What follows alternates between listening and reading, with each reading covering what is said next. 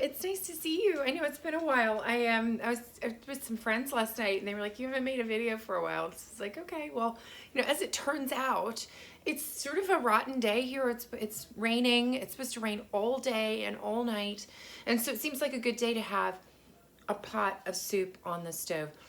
I'm gonna make some split pea soup, which is something I haven't made for a while. And I was actually in the basement looking at my freezer because I've had some friends who were ill in the last couple of weeks, and then another one of my friends is having kind of a rough couple of weeks, and so I've been trying to going through things and seeing like what can I pull out and bring to people. And I noticed like my bean soup is like over a year old, and that's no good. You don't give people things like that. Like I might defrost it and see if it's still good to eat, but I don't think.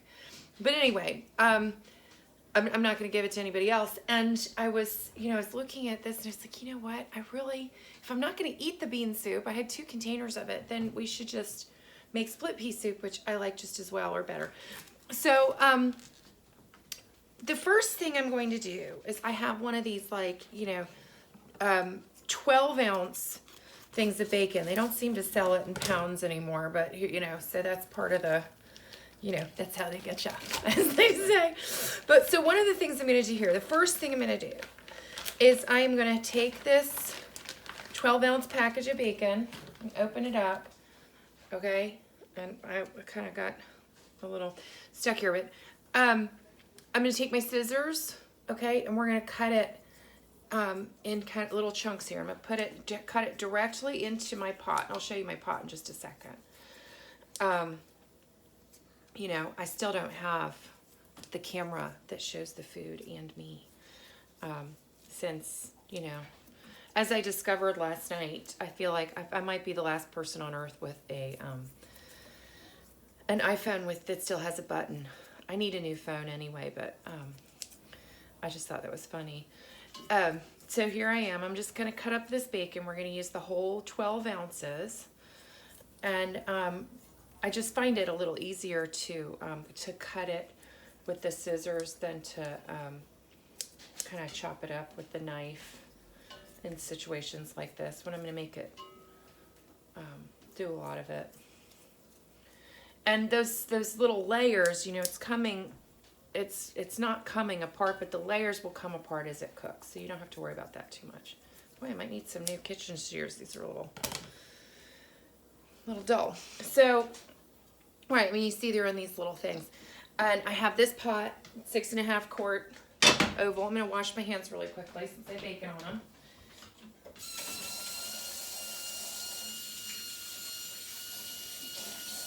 It's still my loud sink. The plumber told me I had a plumber come and check on a leak under the sink, which then had mysteriously fixed itself. I live in the Encanto house. Things are fixing themselves. Okay, so I'm going to turn this on. My plumber tells me that that is it's calcium in the head, and that I need to run very hot water with vinegar in it. Okay, so I have this going, and this is basically the progression of what we're going to do, because we might not be able to get everything done on camera. We're going to get the bacon good and rendered, all that fat out of it. So that, part of the reason for that is it's not just, in a lot of situations, you want the pieces to be the crispy pieces, right? But also, you don't want these kind of mushy, stringy bits in your soup. You want kind of you want it cooked down. Another thing that you could use for this is the pre-cut pancetta. That's good too. I'm just going to get a spoon. And kind of move this around a little bit. And as I said, that'll kind of break up a little bit as we go. So this is right. So this was the progression. I have these veg. This is turnip on the bottom, carrots, onions, celery. Okay. The turnip was half of one this size, and it made a whole cup. Okay. Now I don't want more than a cup. So I'm going to save this other half for something else. And then a cup of carrots. and a cup of onions, which is about a medium one, about like that, you know, about the size of a good apple. And then this amount of celery was 5 stalks from one of these hearts. And, you know, if you're using the long ones, you can, you know, you can just use 2 or 3. But with these, they're already so short, and then you have to cut off the end, you know, like the stem end and this end, because that's cut too. And you end up with a piece that's about this long, right? So you, I mean, you might as well use, you know, 4, 5, 6.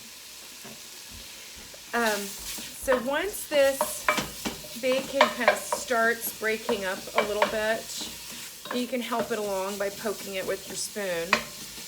I am going to put all these veg in here, okay? And these carrots, they're like the shredded ones. And that's just because that's what I had. But I also, you know, I kind of use that as a shortcut sometimes. Now, I'll put all that in there. And it might take a good 10-15 minutes for all of this to break down. Now it looks like a lot of veg, right? That was 4 cups of veg, and I'll show you before my hand gets too hot to handle it. Okay, that's a lot of veg, right? And I have this one kind of medium high because I'm trying to get this to do its thing here. I'm also going to add, you know, about 3 tablespoons of butter to this little knob there, and that's going to go in there too. Okay, so it's going to take a while for these veg to break down and for the bacon to render the fat, and you know, so we might not finish all of this together on camera, but that's kind of what's going on there. And we'll let that do its thing for a while. Once all of the veg are broken down, we want them really nice and soft, and the bacon grease to be completely rendered out. So it is going to take a little bit. Once all of that is done, and you're going to have to stir it every now and then because, you know, onions are sticky. We've talked about that. You know, my favorite word, sticky. Onions are kind of sticky. So you got to move it around a little bit, especially as that bacon has not rendered out all its fat. That's one of the reasons I'm adding the butter too. But so once all of that's down, I have 2 cups of white wine here. And you don't want to use anything that's oaky or heavy or sweet. You want something light. This is a vegetable soup, even though it's got bacon in it. It's basically a vegetable soup. So we're going to deglaze with this 2 cups of wine. And then we're going to add a whole bag of these split peas. And 1 bag of split peas is about 2 cups, okay?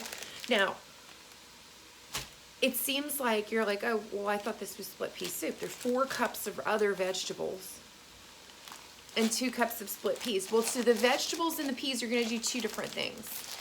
The fresh vegetables are going to lose a lot of their water, which is a lot of their volume.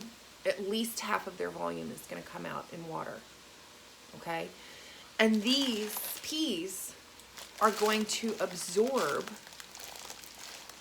their size in water or more, and so they're kind of they're going to go in different directions. You got me? So that's kind of what's going to happen there. So we've got our 12 ounces of bacon. My sump pump just went off. I mean, it's been raining nonstop. So we've got our 12 ounces of bacon in here with our veg. And why a turnip? Why a turnip? I don't know actually, but you know, I had this recipe that used a turnip, and I'd never done it before, but it was really good. And so, you know, you can also add other kinds of veg in there to just kind of, you know, get as many greens in there as you want. You could put in some chopped up spinach. You could put in some sorrel. My sorrel's going crazy. We'll do something with that this week or next. The sorrel's very happy with this kind of weather. We can make a sauce for fish. We can make a cream of sorrel soup. We can make all kinds of things with it. And maybe I'll see. This is what I was saying yesterday. It's like haven't been taking pictures. Maybe I'll take a picture of the sorrel and I'll show you what I'm talking about. It kind of looks like, I mean, we all eat that baby spinach now. And so we don't remember what it looks like, like real spinach or grown-up spinach is more like, this leaves are like the size of a piece of rye bread, right? They get big. And sorrel leaves sort of look like the more pointy spinach leaves. But they have a lemony flavor, kind of a sour flavor. It's not the same thing as that weedy sorrel that's in your yard that looks like clovers. It's a different animal. Or plant, I guess I should say. Okay, so this, as I said, this is going to take a while. Another thing I'm going to add in here, we're going to add a couple cloves of garlic. Maybe, I mean, it depends on how big they are. These guys are pretty big. They're good sized garlic cloves. So I'm just going to add 2 for right now, or maybe 3, because we got another littler one hanging off here. So, about 3 cloves of garlic. I lost half of that one anyway in my enthusiasm. Now remember how we do that, right?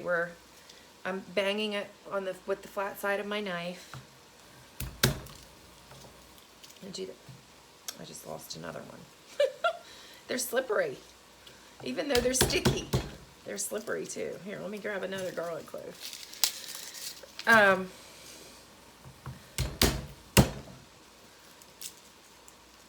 And then we take the peels off and cut off the growth plate on the bottom. I mean, you guys, we've been looking at our bulbs lately, right?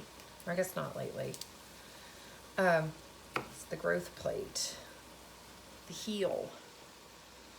You don't want that, it's hard. Okay, I'm gonna cut this up too. And one of the nice things with doing that kind of smash business is it makes it somewhat minced when you start cutting it, because it's in those kind of smashed layers. It's not perfect, but it kind of cuts out a step. Now the dog's going to try to eat that clove of garlic. I think he's going to be disappointed, but you never know. He just ate a piece of turnip a little bit ago and some celery. Okay, so I'm just kind of running my knife through this and getting a little more chopped up.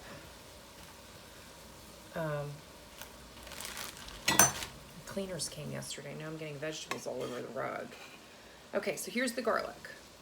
And I keep doing this, and I should be doing the top of your knife, you guys.